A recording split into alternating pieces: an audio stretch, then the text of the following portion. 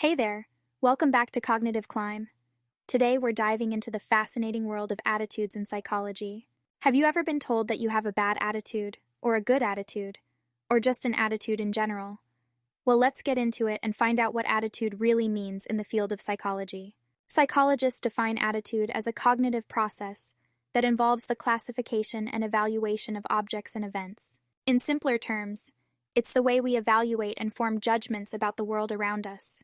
Attitudes can be positive or negative, and they shape our behavior, social interactions, and how we communicate.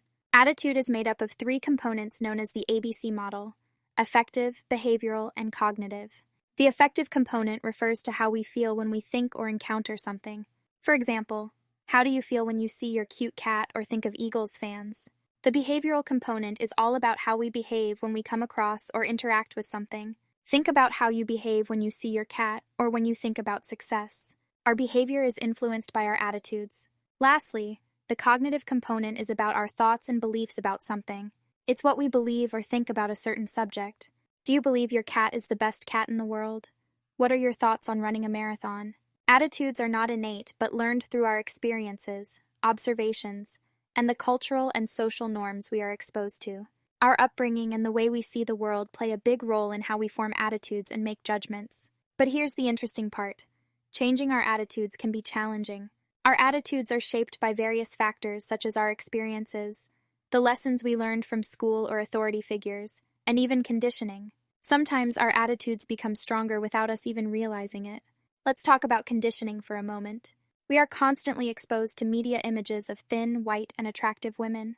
This can condition us to form attitudes towards those who don't fit this standard. The same happens in other areas, like when we see mostly male directors at the Oscars, conditioning our beliefs about who can be a leader on set. These attitudes that are deeply ingrained in our minds from a young age are not easy to change. They can even create cognitive dissonance, where our minds resist challenging our existing attitudes. Our attitudes make thinking easier and more predictable, so any conflicting information is often met with discomfort and further strengthens our existing attitudes. But awareness is key. By becoming aware of our attitudes and how they are formed, we can start unraveling harmful attitudes and replacing them with more productive and open-minded ones. So form an attitude about your attitude and use it for good.